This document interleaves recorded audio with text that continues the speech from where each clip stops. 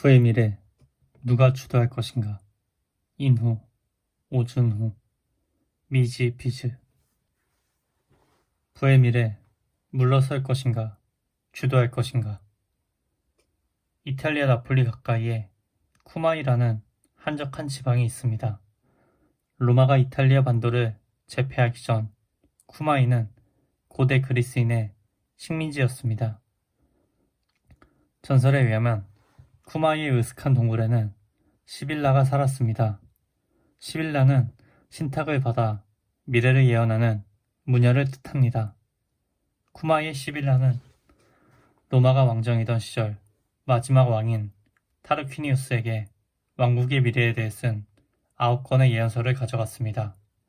시빌라는 이 9권의 예언서를 사십시오 하며 타르퀴니우스에게 비싼 값을 불렀습니다. 타르퀴니우스는 예언서가 탐났지만 금액이 너무 비싸다고 여겨 사겠다는 답을 하지 않고 머뭇거리기만 했습니다. 그러자 시빌라는 그 자리에서 9권 가운데 3권을 불태워 버렸습니다. 그러고는 남은 6권을 내밀며 왕에게 사라고 말했습니다.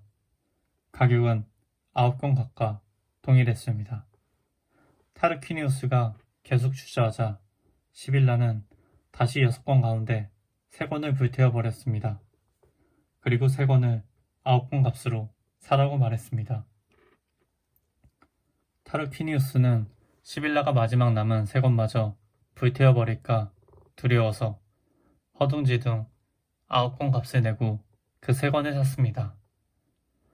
시빌라는 군중 속으로 표표히 사라졌고 왕은 3권의 예언서를 카피톨리누스 언덕 위 주피터 신전에 보관하면서 국가의 보물로 여겼습니다. 국가의 위기가 닥칠 때마다 예언서를 꺼내어 읽었다고 합니다. 타르퀴니우스 왕은 9권의 예언서 전부를 살 기회를 놓쳤고 망설이다 3권만 겨우 구하고서 9권 값을 치러야 했습니다. 그가 망설이는 동안 예언의 가치가 3배 솟구친 셈입니다. 예언이 중요하다는 걸 알면서도 행동하지 않고 주저하다가 왕은 비싼 비용을 치렀습니다. 이 이야기는 우리에게 어떤 교훈을 줄까요? 미래를 예측하는 것도 중요하지만 그 미래에 이르기까지 남은 시간을 소중히 써야 한다는 것입니다. 미래를 예측하는 것도 중요하지만 그 미래에 이르기까지 남은 시간을 소중히 써야 한다는 것입니다. 미래를 예측하는 것도 중요하지만 그 미래에 이르기까지 남은 시간을 소중히 써야 한다는 것입니다. 미래에 대비하려고 한다면 서둘러 행동해야 합니다. 그러지 못하면 시간이 지날수록 대비하는 비용은 점점 늘어날 수밖에 없습니다. 이 책에서 우리 필자들은 다가오는 미래가 디지털 자산혁명의 시대라고 예견했습니다. 디지털 자산혁명은 3가지 측면, 즉 자산의 토큰화, 거래의 자동화, 플랫폼의 탈중앙화라는 측면에서 혁명적입니다. 상상할 수 있는 모든 부가 디지털 토큰이 되어 유동화합니다. 은행, 정부, 플랫폼 중개자 등 각종 중간관리자의 권한이 대폭 축소되고 스마트 계약으로 사람과 사람, 사람과 사물, 사물과 사물 사이에 거래가 자동화합니다. 경제활동의 범위는 국경과 문화를 초월해 글로벌 네트워크로 확대되고 부의 흐름이 블록체인 기반 탈중앙 플랫폼 안에서 일어납니다. 부는 오프라인과 온라인에 걸쳐 존재하되 거래와 관리는 절대적으로 온라인을 통해 이루어질 것입니다. 부동산, 천연자원, 기계장치, 농산물, 예술품, 콘텐츠, 주식, 채권, 탄소 배출권, 개인 데이터 및 빅데이터가 디지털 토큰으로 유동되고 거래되고 관리될 것입니다.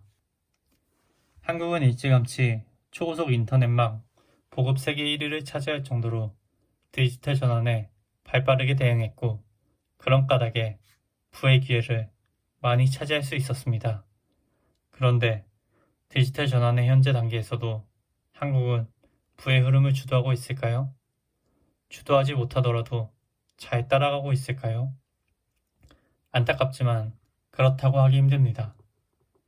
디지털 전환의 이전 단계가 정보 인터넷을 만들고 보급하는 것이었다면 현재 단계는 가치의 인터넷을 누가 먼저 주도하느냐가 관건입니다. 가치의 인터넷이란 가치 있는 재산을 안전하게 관리하고 경제활동에 적극적으로 활용하는 디지털 플랫폼을 말합니다. 한국은 블록체인 기술에서도 블록체인 기반 디지털 플랫폼 구축에서도 다른 선진국들에 뒤처지고 있습니다. 우리는 디지털 전환의 초기에 우리가 가지게 된 것에 취해서 미래를 준비해야 한다는 다급한 요청을 귀담아 듣지 못하는 것이 아닐까요? 지금 디지털 전환의 흐름을 빨리 포착하고 주도해 나가지 못한다면 시간이 지나서는 그저 그 흐름을 따라가는데도 훨씬 많은 비용이 들 것입니다. 9권의 예언서를 모두 가질 기회를 놓치고 겨우 3권을 9권 값에 사야 했던 타르퀴니우스처럼 되어서는 안 됩니다.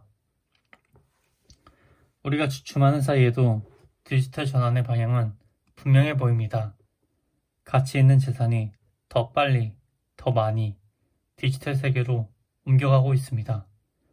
디지털 세계는 이제 더 이상 아날로그 세계를 그저 반영하는 가상의 거울이 아닙니다. 디지털 세계는 부가 창출되고 유통되는 핵심 공간입니다.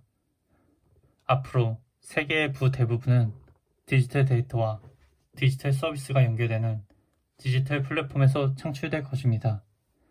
디지털 바깥 아날로그 세계는 디지털 세계에 부가 소비되고 향유되는 공간으로 자리매김할 것입니다. 이것이 디지털 자산혁명이 가리키는 부의 미래입니다. 블록체인에 기반한 디지털 자산혁명은 인류가 자산을 소유하고 관리하는 방식 자체를 바꿀 것이고 나아가 자산의 주체마저 바꿀 것입니다. 우리나라는 이러한 부의 흐름에서 주도적인 역할을 할 것인가 아니면 그저 끌려만 갈 것인가. 스티브 잡스는 미래에 무슨 일이 일어날지 정확히 알아맞히기는 불가능하다.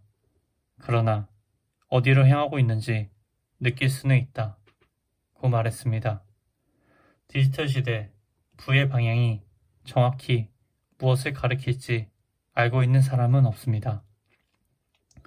그러나 우리 필자들이 이 책에서 제시한 것처럼 그 방향은 알 수 있습니다.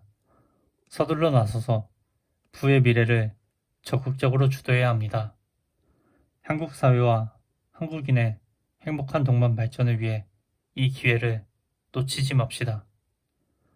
봄날 여기저기서 흙을 밀고 올라오는 푸른 싹처럼 혁신이 세상의 색깔을 바꿔내리라 믿어봅니다. 부의 미래 누가 주도할 것인가? 인후, 오준후, 미지, 비즈